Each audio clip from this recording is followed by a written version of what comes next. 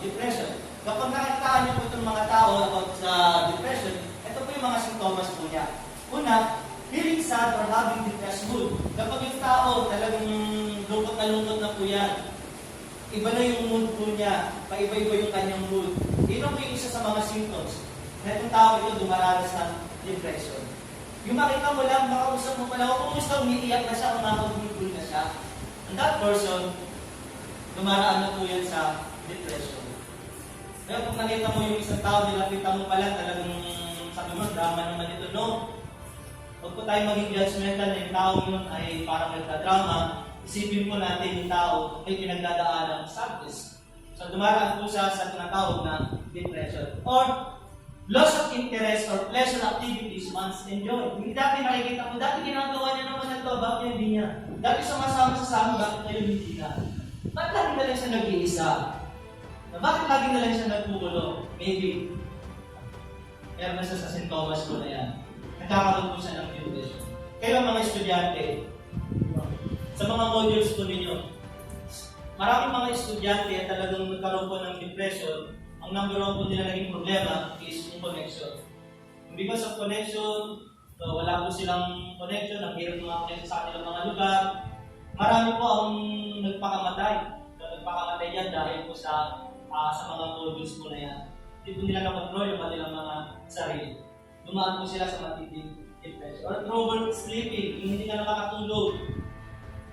Yung dati, ang sarap-sarap ng tulog mo ngayon, kahit na anong gawin mong tulog, kahit anong ng relaxation ang gawin mo, hindi ka nakakatulog. Maybe, marating ka na sa people na you are depressed. Another is loss of energy or increased fatigue. Yung lagi ka ng pagod, lagi kang nananawa. Yung para ba, kahit konti lang yung lagi kang umaayaw. Lagi ka natatakot na. And that symptoms is depression symptoms. Or feeling worthless or guilty. Yung para bang sa dinami-dami ng ginawa mo, walang kabuluhan, tingin mo sa sarili mo, wala ka laging kabuluhan. Lagi tingin mo sa sarili mo, isa kang tawag doon, parang laging may guiltiness sa sarili mo. Kahit na wala kang ginawa, feeling mo, ang laki-laki ng ginawa mo pagkakamali.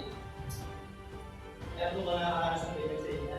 Yung kahit na wala kang ginawang masama, pero feeling mo sa sarili mo, you are worthless. You are feeling guilty always. And that is the symptoms of depression. Too much deep thinking. Yung makita mo siya, lalim-lalim ng iniisip, natutulala. That is depression. Another is thoughts of death or suicide. Nakakaisip po siya na saktan ng sarili, magpakamatay. Yung tao na yan ay dumarating na po sa tinatawag na depression. Isang Christian can ever experience depression. Tayo, pastor, ako po Kristiyano na. Dapat pa ba ako makaranas ng depression? Yes. Tingnan po natin. That is an example sila Elijah. You know si Elijah, in the 1 Kings chapter 19, ang dami po niyang ginawa.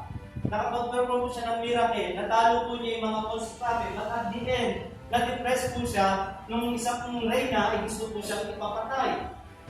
And then, nagpunta po siya doon sa isang unit at sinabi po niya, Lord, kung maaari kunin mo na lang yung buhay ko. Because of his depression, hindi pala kalalabas ako, Lord, patayin mo na lang ako. Even David, kaya nga, yung time ko na yan, talagang nagpunta ko sa bundok si David, nalalaan sa ating Panginoon, sabi niya, Lord, restore unto me the joy of your salvation. So, parang hirap na hirap na dahil sa kalungkutan, dito pong si King David, even Jeremiah, Prophet Jeremiah, nakaranas po ng matinding depression sa kanyang buhay. And then, Peter, si Peter nga, tumalikod na sa Panginoon because of his depression. Nung i-deny niya ang Panginoon, yung cause sa kanya ng depression, na halos wala na siyang makilala dyan, bahala na kayo dyan, dito na ako. And that is Peter. So even we as a Christian, even that meron po tayong faith in God, pwede pa rin po tayong lapitan o pwede pa rin po tayo makaranas nitong tinatawag na depression. Why depression comes to us? Bakit nga ba dumarating sa atin itong depression? Number one, we've heard unnecessary words. Nakakaranas ka ng depression kasi nakakarinig ka ng mga masasakit na salita. Yung mga salita na ayaw mo sana. Yung mga salita na nagpo-cause to you para masira ka, ma-broke ka. That is unnecessary words that cause you to depress. Minsan tanongin natin, ano ba dahilan bakit na na-depress? Maybe yung tao na yan. No, nakakaranas siya, nakakarinig siya lagi, nakakatanggap siya lagi ng mga masasakit na salita. Then by day, iniisip niya yung mga bagay na yan that cause me to depress himself. So mahirap kapag ikaw ay nakakarinig ng mga salitang masasakit. Not only yung mga word na mga harsh na salita, but even yung mga salita na ayaw mo sanang mapakinggan. Naririnig mo yun, nakakasakit ang damdamin. Another is you are bullied. No, nabubuli tayo. Sino po dito nabubuli? Yan, di ba? Maraming mga nabuli na tao talagang dumaan sa matinding ng depression. Sabi nga sa pag-aaral sa Amerika, maraming mga estudyante na quit. Why? Because they are bullied. Ayaw nilang lumabas ng bahay. Ayaw nilang pumasok sa eskwelahan kasi nabubuli po sila. Ang hirap nun na ikaw ay binubuli. Yung lagi kang tinutokso. Lagi kang tinutokso. Another is, you are experiencing betrayal. Yung bang lagi kang pinagkakanulo, yung lagi ka bang ipinakahamak, nakakaranas ka lagi, na kapag may ginawang kasalanan, the fingers always point at you. Lagi kang tinuturo. Siya kasi, yun siya yun. Lahat ng dahilan tinuturo sa'yo. Siya yun. Ikaw kasi. No? So yung mga ganun mga bagay, naiipon yun that cause you to depress yourself. Another is you experience loss. Nung pagkawala, namatayan ka, nawalan ka, nag-break up kayo, ano pa man, may lumayo sa buhay mo, that can cause you to a depression. Nalugi ka sa negosyo, nawala yung ari-arian mo, nag-invest ka, natalo ka, nawala lahat, kahit piso, walang dumating sa'yo. Experience loss. Or meron kang isang bagay na pinakamamahal, tinatago mo lagi na wala. Hindi mo alam ngayon, papaalam sa mga magulang mo. Nawala yung motor. Ay, paano yan? Nawala yung motor. Nawala yung rent ninyo, hindi ka na. Mga ganyan eh. Tuguluhan ako kasi nawala yung rent namin, hindi ko na mapalayan. Wala ko paano. Nadi-depress pag nawalan ka ng isang bagay. Another, you are in great sickness or disease. Kapag meron kang sakit, ito minsan, yung sakit na ito yung nagiging dahilan din ng depression sa buhay mo. Ang feeling kasi natin, kapag tayo may sakit, parang worthless na tayo sa mundong ito. Ayaw na natin lapitan, ayaw na tayo malapitan, layuan mo ko. Kaya alam niyo yung COVID, marami pong, lalo po yung kainitan pa lang ng COVID doon noon. Na-positive siya. Yung mga tao hindi nakakayanan yung pressure na salitang positive siya. Marinig mo lang na may COVID ka, parang sakit-sakit na why. Kasi nasa isip mo, pwede kang layuan ng mga tao. Pwede may masabi sa iyo ang mga tao. Pwede kang pagdirihan ng mga tao. Ito tayo ng sakit na meron po tayo. Minsan, that cause us sa depression. Another is yung feel hurt, nasaktan ka. No? Yung mga tao na nakasakit sa iyo. Nakasakit sa iyo yung damdamin, nakasakit sa iyo yung kalooban, that cause you to feel depression. Makakaranas po tayo ng depression kapag meron pong nakakasakit sa damdamin po natin. Another is, you feel unloved. Yung feeling mo hindi ka na mahal. Yung feeling mo wala na nagmamahal sa iyo. Yung feeling mo nilayuan ka na. Yung feeling mo ayaw na ng mundo sa iyo. Ipilan lang. And, yun yung reason kung bakit nagkakaroon po tayo ng depression or you are broken. Nindulog ka. Diba? Kaya nga pag ikaw ay broken, ang dami-dami mong naipopost about sadness. Because dumaraan ka doon sa tinatawag na depression. Okay. False attitude when a man is in depression. Ito po yung maling attitude po natin. Ito yung maling attitude ng tao kapag siya ay in depression. Una, pretending to be a strong person. Yung nag-pretend ka na, ang lakas-lakas, bahusin naman ako, buhay naman ako eh. Wala yung mga sakit na yan. Minsan ito yung mali po natin. We cannot admit na tayo ay nanulupot. We cannot admit na ganito tayo. We cannot admit na nasaktan ako. Hindi natin ito ma-broadcast, hindi natin ito masabi sa mga tao. That's why we are pretending na okay lang ako. Wala naman nangyari sa akin. Pero deep inside, dulog na dulog siya. Sabi niya, pretending is a most tiring attitude. Pretending can ease depression. Nakakapagod na attitude mo yung lagi ka nag-pretend. Yung lagi kang nagpapanggap ng masaya, nagpapanggap kang ang mayaman, nagpapanggap ka ng kung ano-ano, nagpapanggap ka na ganito, nakakapagod na attitude. Nakakapagod na attitude. So, ito yung isa sa mga mali na attitude ko ng tao, pretending, nagpipretend ka na lagi kang masaya. Pag nandiyan na yung mga kasama mo, mga barkada mo, tumatawa ka. Pag nag-iisa ka, umiiyak ka. Hindi mo man lang masabi sa kanila kung ano talaga yung nararamdaman mo. You're always pretending. Everybody say pretending. Tayo pretend. Kailangan po natin na-express. Another is saying, I'm okay, is not okay to debate depression. Yung lagi mo sinasabi, okay lang ako, kahit nasasaktan ka na, okay lang ako, kahit durog na durog ka na, okay lang ako, but you're not okay. And that okay means, cannot defeat your depression. Hindi kaya talunin. Yung salita mo okay para malabanan ang tinatawag na depression sa buhay mo. Hindi kaya. So it's better to say na, ganito talaga kasi nangyayari sa akin. Church, listen to me. If somebody lumapit sa iyo, nag-open siya, don't say napaka-okay mo naman. No, hayaan mo siya umiyak. Kaya kung minsan may mga nagpapakansel sa akin, pag umiyak siya, hayaan ko lang, hindi ko sinasabi ko na umiyak tahan na. No, umiyak ka. Kasi, makakabuti yan sa'yo. Kahit pa paano. Huwag mong pigilan yung pag-iyak. Saying I'm okay, it's not okay to be depressed. Okay. Ito po si Pastor Andrew Stocklear. Ayan. Nag-preach po siya. Nag-series pa po actually, 3 series. Yung kanya pong siniris all about depression. Depression. He preached about depression first Sunday, second Sunday. He continued to preach about depression. On third Sunday, he continued again to preach depression. And on fourth Sunday, hindi na po siya nakita sa church. Why? Nag-commit na po siya ng suicide. Nagtindi pala ng pinagdadaanan ng pastor na ito. No, hindi no, doon sa church leaders na binabasa ko, maraming church, maraming mga pastor din pala ang hindi na nakakayanan. Ito pong mga anxiety sa kanilang mga buhay. Marami po nagpakabatay.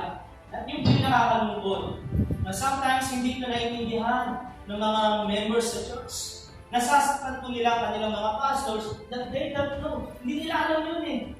Akala po nila lagi that the pastor is always, okay lang yan si pastor, no? Malapit yan sa Panginoon. At yun na nga po yung iba, talagang lumapit ka sa Panginoon. Anong mo yung katabi mo, ikaw gusto mo na rin lumapit? And this pastor nakakalungkot po, he committed suicide at that time. And tinignan yung kanyang mga notes, nakatanggap po siya o may mga tao talagang nakasakit sa kanyang damdamin. And sabi po dito, do not hurt the feelings of your pastor. I'm not saying this because I'm your pastor, but it is a biblical na dapat natin malaman that don't make any hurt para masaktan ng isang pastor, because the Bible tells us in Psalms chapter 105 verse 15, do not touch my chosen people and do not hurt my prophets. Do not touch. Huwag mong sasalingin. Huwag mong sasaktan. Huwag mong pagsasalitaan. Sino? No, do not hurt. Sino daw? Yung chosen people ng Panginoon. Itong mga leaders ng Panginoon, mga pastors. So, pananagutan po natin yan at the end. Sa ating kapag sinasaktan po natin si pastor. Okay. Some tips to escape from depression. Bigyan po kayo ng tips. I'm not saying this na, eto na, final na po yan, no? When I say tips, makakatulong po itong tips nito at marami po mga pwedeng mga tips na makuha ninyo para maka-escape po tayo sa tinatawag na depression. I'm not saying na, eto lang yun, no? It's only a tips para sa ganun makatulong tayo, makatulong sa bawat isa na sa mga panahon that we are depressed, that sa panahon that we are sad, sa mga panahon that we feel anxieties, makakatulong po itong mga tips nito. Okay, number 1, you need to download joy from God. Kailangan po natin hingin yung kagalakan na nagmumula sa ating Panginoon. Church, iba yung happiness ng mundo ito. Rather po sa joy ang gagaling sa ating Panginoon. When the joy comes from God. Kailangan natin yun because Nehemiah chapter 8 verse 10, "This day is holy to our Lord. Do not grieve, for the joy of the Lord is your strength." Sabi ng Panginoon, do not grieve. Huwag kang malungkot, huwag kang maging sad. Tignan mo yung katabi mo. Tignan mo yung katabi mo. Mukha bang sad? Ang sabi niya, do not grieve. Why? Ayaw din ang nakikita ng Panginoon na sasaktan tayo. Ayaw din ng Diyos na nakikita na durog ka. Ayaw din ng Panginoon na nakikita na nahihirapan ka. That's why you need to download. Kailangan mong hingin yung kagalakan na nanggagaling sa ating Panginoon. You need to ask God for joy. Kailangan mong hingin yung kagalakan na yan sa ating Panginoon. Why? Ano ba nagagawa ng joy? Ano ba nagagawa ng kagalakan na yan sa buhay mo? Sabi niya, the joy of the Lord, ang kagalakan na bumula sa Panginoon, ang kagalakan binibigay ng Diyos sa iyo, ang kagalakan na kukuha mo sa Diyos is your strength. Amen. Kalakasan mo yan. And nobody, no, walang makapagbibigay sa iyo ng kagalakan na yan to become your strength. Only comes from God. Everybody say, comes from God. Tingin mo sa Diyos yung kagalakan na yan. And kailangan mo yan. For the joy of the Lord is your strength. Sa panahon that you are lonely, you are feel sad. Church, ask God for His gladness. Ask God for His joy. And that joy comes to you, you become malakas ka na. You become powerful. Because you experience the joy of the Lord. Amen. Another, John 16 verse 22. Ang sabi niya, "So you have sorrow now, but I will see you again. Then you will rejoice, and no one can rob you of that joy." Sabi ng Panginoon, you have sorrow now. Oo, nasasaktan ka. Nakikita ni Lord eh. Alam ni Lord yung mga panahon na nasasaktan ka. Alam ni Lord yung mga panahon that you are down. Alam ni Lord yung mga panahon that you are broke. Sabi ng Panginoon, you have sorrow now. Alam ng Panginoon yan. Meron kang ganito, nalulungkot ka. Yung mga kalungkot na yan, sabi ng Panginoon, nakikita mo. Church, walang naitatago sa Panginoon, nakikita niyo yung mga kalungkutan mo. Kahit naitago mo yan. Even you're pretending that you're always okay, but God, nakikita niya that you're not totally okay. Alam ng Diyos yan. Kahit na nakikita ka, tumatawa ka, masaya ka dyan, but deep inside, alam ni Lord at nakikita ng Diyos yung pain dyan sa puso mo. Alam ni Lord yan. Yung mga kalungkutan sa puso po natin. Alam ni Lord yung mga pinagdadaanan natin. At kung alam ng Panginoon, di gagawin ba ang Diyos? Yes! At the more we trust Him, ang gagawin ng Panginoon, that joy, that sorrow become magiging rejoice po natin. Then you will rejoice. Magsasaya ka. Ito yung gagawin ko sa iyo. I will turn your sorrow into joy. Magsasaya ka. Kapag nasa akin ka, sabi ng Panginoon, magsasaya ka. Kapag nasa akin ka, magagalak ka. Kapag nasa akin ka, magiging happy ang buhay. Kaya kasi Paul says, in Philippians chapter 4, verse 4, rejoice always. Again I said, rejoice. Napakahalaga na tayo ay maging masaya. At kapag yung kasiyahan nito, nakuha natin sa Panginoon, kapag yung kagalakan na yan nagmula sa ating Panginoon, the Bible says, no one, walang sino man, kahit ako, o kahit sino man, kahit ano pa yan, ang mga pangyariang tao dito sa mundo, sabi niya, no one can drown. Walang sino man makapagnanakaw niya yung kagalakan na binigay ng Diyos. Hindi yan mananakaw ng sino man, hindi yan matatanggal ng sino man. Hindi mananakaw ng sino man yung kagalakan na ibinigay ng Diyos sa puso mo. This morning, lalabas ka that your heart is filled with joy. Punong-puno yung puso mo ng kagalakan. Pagdating mo sa bahay ninyo, maaalala mo yung mga kalungkutan. Say it again. Sinatisfy ni Lord yung puso ko. And I have joy. I have joy. And no one, walang sino man, ang makakapagnakaw ng kagalakang tinamnan ng Diyos sa puso niyo. Amen. Number 2, you need to design a good company. Kailangan natin ayusin yung mga tao kasama po natin. Kailangan natin iayos o baguhin sino man nakakasama po natin. You need to design a good company. 1 Corinthians 15 verse 33. Don't be fooled by those who say such things, for bad company corrupts good character. Minsan kasi tayo, insad na tayo, in-pain na tayo, broken na tayo, lumalapit pa po tayo sa mga tao hindi naman po makaka-advise sa atin. Kaya kami mga kalalakihan, church, listen to me. Minsan nasasaktan kayo. Kanino kayo lalapit sa barkada nyo? Ano sasabi ng barkada nyo? Shot na yan. Nakatulong ba? Hindi. Yung young people, minsan nasasaktan kayo. Minsan mali yung nilalapitan natin. Kaya nga sabi niya, you need to design a good company. That the moment that you are in pain, that the moment you are in sadness, that the moment you are in illness, piliin natin sino yung dapat ating lapitan. Tignan natin, hindi na sabi mo, yes, barkada mo sila. But ang tanong, saan ka ba nila dinadala yung barkada mo nito? That kapag sa mga panahon na ikaw ay nalulungkot, saan ka ba dinadala ng mga barkada nito sa panahon na marami ng problema? Kaya sabi niya, you need to design a good company. Ayusin natin. May problema ako eh. Tapos ayahin mo ko ng ganyan. Huwag mo na, ayusin mo na natin. Ayusin ko kayo. Ayusin ko yung buhay ko. Hello? Lahat nga po nakikinig, pero paano nga ako maganda? Again, 1 Corinthians 15:33. Huwag kayong paninla. Don't be fooled. No. By those who say such things, bad company corrupts good character. Kapag mali ang mga nakakasama mo, kung mali ang barkada mo, kung mali ang tropa mo, kapatid, mali na rin yung karakter sa buhay mo. Dahil the moment na lumapit sa kanila, mali yung advice nila sa iyo, kawawa ka. So dapat alam natin kung sino yung pakikisamahan natin, sino yung lalapitan po natin. Para sa ganun, depressed ka na nga, lumapit ka pa rin sa tao, may depressed, parehas sa akin. Broken ka, lumapit ka rin sa tao, broken, anong gagawin nyo? Broken na tayo mo. May mga mali kasi tayo nalalapitan sa aming mga mga. Sabi niya, don't be fooled.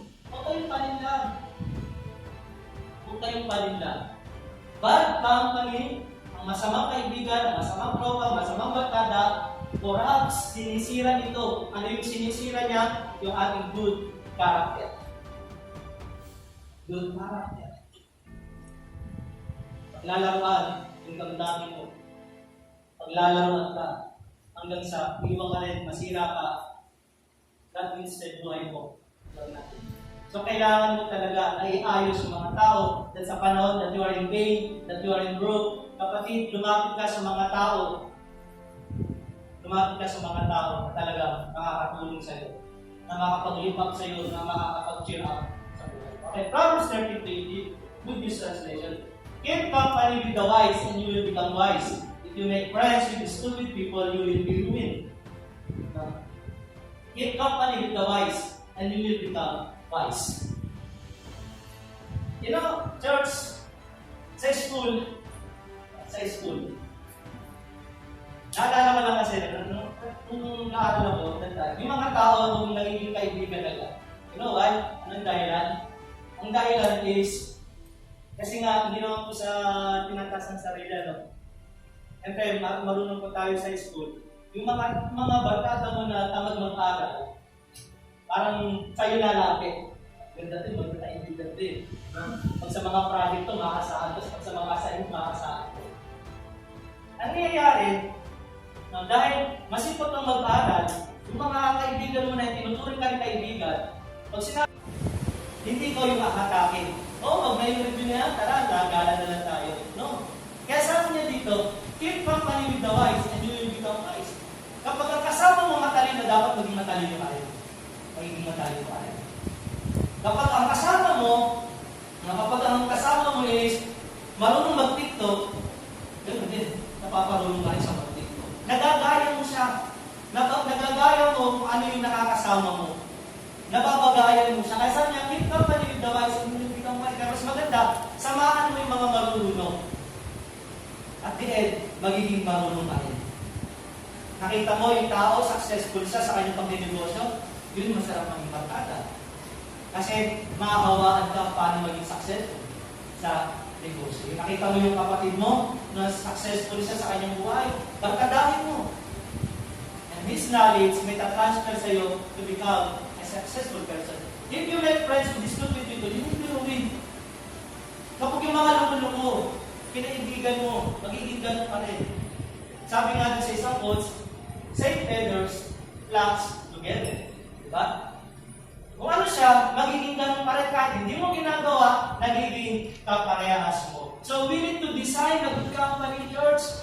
Kailangan ayusin. Sa mga panahon that lubog ka sa problema, sa mga panahon that you are in faith, sabi mo kanina, ayusin natin, hanapin natin ang solusyon to. Punta ka sa mga tao na dapat makakatulong sa iyo. Hindi yung makapagbibigat ng iyong damdamin. Hindi yung makakasakit na sa iyo na lalo. Para sa ganun, may iahon ka sa depression na tinatawag. Create company with wise. Doon ka sa mga marunong so that you become wise. Because make friends with the stupid will be ruined. Masisira ka. Kaya piliin po natin yung mga tao ating pong pinapakisama. Number 3, you need to divert your loneliness to worship. You need to divert your loneliness to worship. Kapag ikaw ay lonely, kapag ikaw ay lungkot na sa buhay mo, yun yung pagkakataon that you can worship God. Grab that opportunity na makapag-worship sa Panginoon. Kapag nasasaktan ka, grab that opportunity to worship God. Hindi solusyon. No, hindi solusyon yung mga alcohol, yung mga bisyo, hindi yan ang solusyon. Ang solusyon dito is to come to God and worship Him. And after nun, marirenew yung strength mo. Makakaranas ka ulit ng kalakasan na bumula sa ating Panginoon. Now, mga kapatid, if you feel lonely, huwag mo hayaan nakalamunin ka ng loneliness na yan sa buhay. There's a solution. Come to God. Worship Him. And sabi niya, 1 Peter chapter 5 verse 7, give all your worries and cares to God, for He cares about you. Ang sabi niya, give, ibigay mo ang lahat ng iyong pag-aalala. Ang lahat ng iyong mga suliranin, ibigay mo na lahat sa ating Panginoon. Nandiyan yung lahat ng pag-aalala mo, ibigay mo yan sa ating Panginoon. Lahat ng kalungkutan mo, lahat ng pag-aalala mo, ibigay mo sa ating Panginoon. Why? Because tayo man ay inaalala lagi ng ating Diyos. Kapag hindi mo dinadala yan sa Panginoon, paano mo mararamdaman that God cares you? Kung hindi ka lumalapit sa ating Panginoon, paano mo masasabi that God cares about you? Sa mga panahon na ikaw ay nasasaktan, hindi ka lumalapit sa Diyos, paano mo masasabi that God, He cares about you? Sa panahon na hirap ka na, hindi ka pa lumalapit sa Diyos, paano mo masasabi that God always cares about you? Lumapit muna po tayo sa Panginoon. Ibigay natin lahat sa Kanya, yung mga bagay na nakakasakit sa atin. Ibigay natin sa Kanya lahat ng makalalakarin natin sa buhay. Ibigay natin, ipagkatiwala natin sa ating Panginoon. At hayaan natin ang Diyos. Hayaan natin ang Diyos ang kumilos sa kanyang buhay. Lagi ko sinasabi dito, I'm not a man na lagi kong nag-worry ganun. No. Hindi po talaga ako nag-worry sa mga pangangailangan. Because I trust God. I know how God provided an experience, yung a lot of blessings ni Lord, yung mga provision niya, kaliwat ka na nararanasan ko yung provision ni Lord eh. So, hindi natin kailangan mag-worry sa Panginoon. And I prove it na si Lord ay talagang mabuti sa lahat ng mga nagtitiwala sa Kanya. Amen? So, dapat tayo magtiwala rin po tayo sa ating Panginoon. Kaya nga po, one time, tinuro ko sa inyo dito. No, kapag may mga utang kayo, sino po dito may mga utang? No, manalangin mo sa Panginoon, sabihin mo, Lord, utang mo na yan. Huwag na po bahala magbayad. Magkatiwala mo sa Panginoon. And nalawin si Lord talaga yung gagalaw sa mga bagay.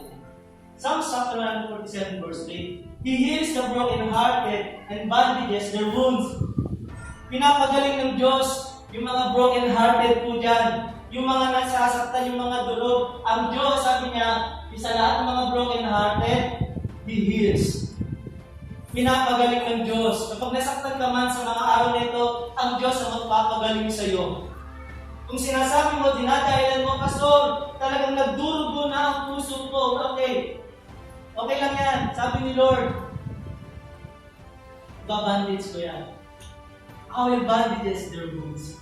Babalutan mo para hindi mo na masabing nagdurugo pa yung puso mo. That's mean, ang Diyos sa panahon na nasasaktan ka, nandiyan siya, niyayakap ka ng Panginoon, pinaparamdam niya sa iyo na mahal ka niya.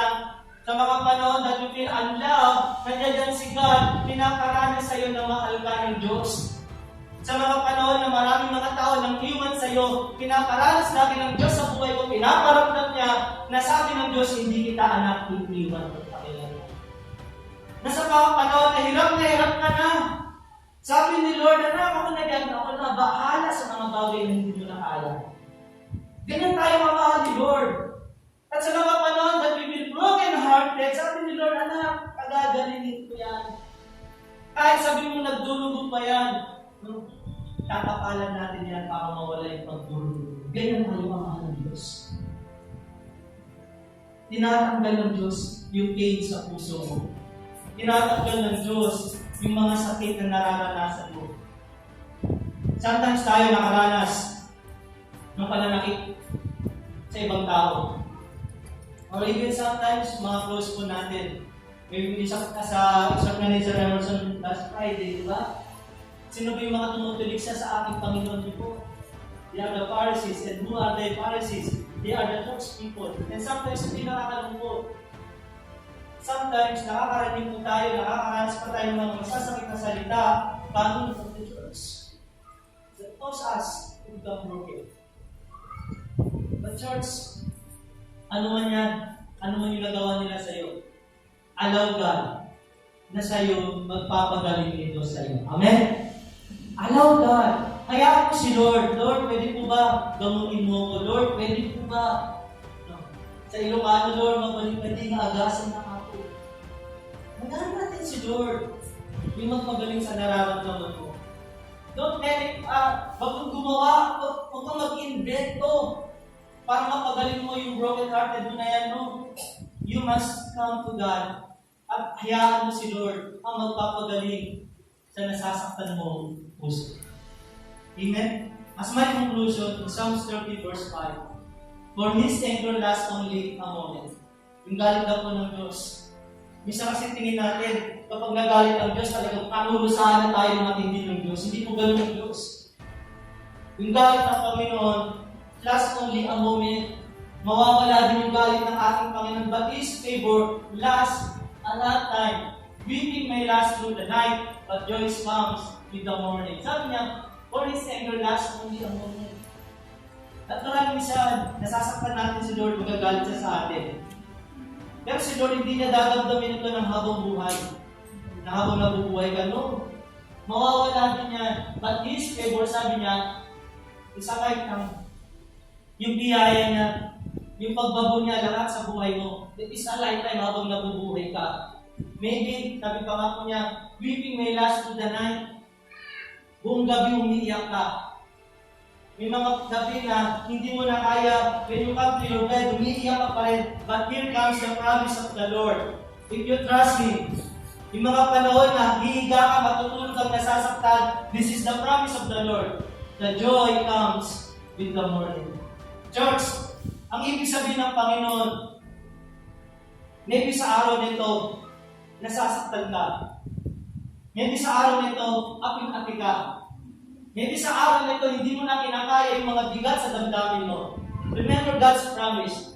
Joy comes with the morning. Gigising ka ng isang umaga. Then everything will be fine. Sa mga panahon nito, hirap na hirap ka. Pero bukas pagising mo, ang lahat ay okay na naman. Maybe ngayon, hindi mo na nakakaya. Lord, hirap na ako. Pero gigising ka isang umaga at masasabi mo, Lord, thank you. Napagtagumpay ito yung mga problema ko. All of us, dumarating sa mga panahon that we are feeling sadness and loneliness. We have problems, trials, and mga. But the promise of the Lord, joy comes with the morning.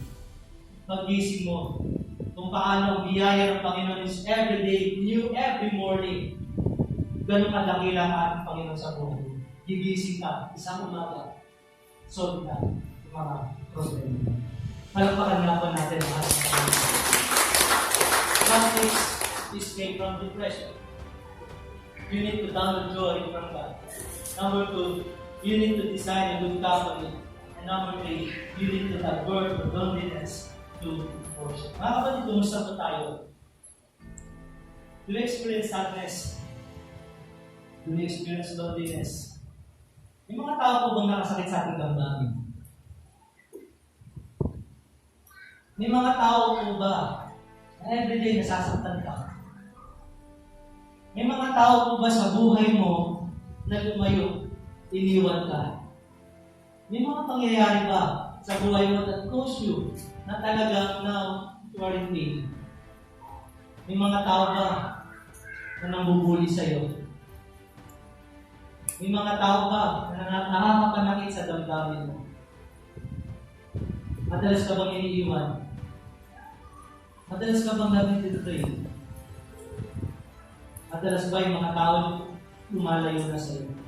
Or sometimes you feel parang worthless ka. Listen to me, church. Mahal ka ng Diyos. And sa umagang ito, itiwala mo lang lahat yan. Itiwala mo sa Panginoon. At ano man yung kalagayan mo. Ano man yung problema ang pinagdadaanan mo. Ano man yung kalungkutan na nararanasan mo. Believe me, ang Diyos pagagaling ka. Ang Diyos tutulungan ka. Sapagkat sabi ng Panginoon, Matthew chapter 11 verse 20, come unto me, all of you who feel worried, come to me, sabi ni Jesus, and I will make rest. Bibigyan ko kayo ng kapahinga. Ikaw na napapagod na, ikaw na nagsasawa na sa buhay, ikaw na nasasaktan. Sabi ni Jesus, come to